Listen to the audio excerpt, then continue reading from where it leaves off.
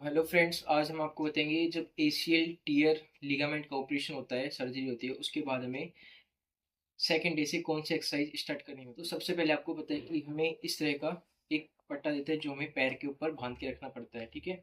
तो इसको भी हमें बीच बीच में खोलना चाहिए, क्योंकि जो पसीने होते हैं वो नहीं आने चाहिए। अगर हमारे पैर में पसीने आएंगे तो जो हमारे टाँके होते हैं उनमें प्रॉब्लम आ सकती है, इसलिए हमें इनको बीच बीच में खोल देना चाहिए। इस तरह से जो हमारे टाँके होते हैं उनके ऊपर ये लगे होते हैं।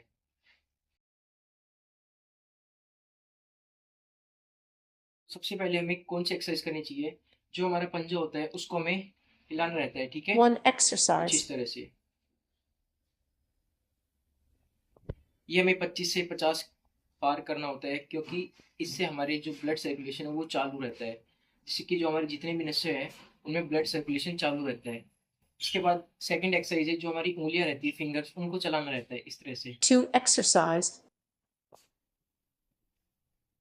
सेम यही भी यही काम करती है, इससे भी हमारा जो ब्लड सर्कुलेशन है वो चालू रहता है। इसके बाद जो थर्ड एक्सरसाइज है वो होती है, हमारे जो घुटना होता है उस हिस्से को हमें ऊपर उठाना होता है और हमें एडी से पीछे लेके आना होता है, एडी टच करके। कुछ इस तरह से देखो। Three exercise.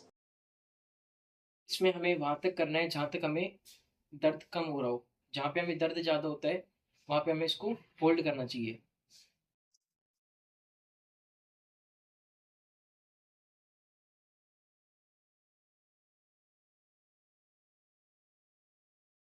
इस पोजीशन में हमें होल्ड करना है, यहाँ पर 10 सेकेंड होल्ड करना है, फिर हमें वापस सीधा करना है।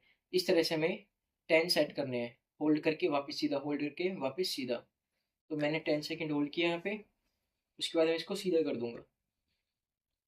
सीधे करते टाइम भी हमें एडियो पे ही इसको वापस लेके जाना पड़ेगा।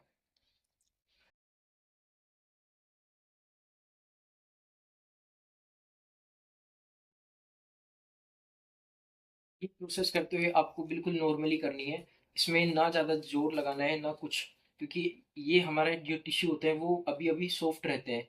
क्योंकि जो हमारे लीगामेंट होता है वो हड्डी से चिपकने के लिए 45 दिन का टाइम लेता है।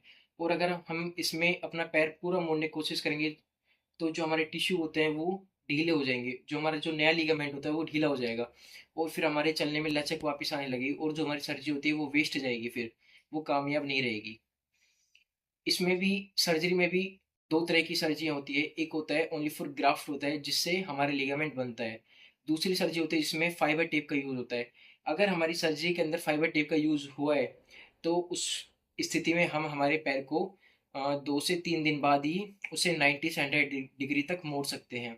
और अगर हमारा जो सर्जरी है वो ओनली फॉर ग्राफ्ट से हुई है तो उसमें हम हमारे पैर को 90 डिग्री तक नहीं मोड़ सकते, क्योंकि उसमें हमारा ओनली फॉर ग्राफ्ट लगा है। तो हमारे ग्राफ्ट के साथ कोई सपोर्ट नहीं है। फाइबर टेप का सपोर्ट मिल जाता है फाइबर टेप ऑपरेशन में, बट जब हम ग्राफ्ट का ऑपरेशन करवाते हैं ओनली फॉर, तो उसमें सपोर्ट नहीं मिलता।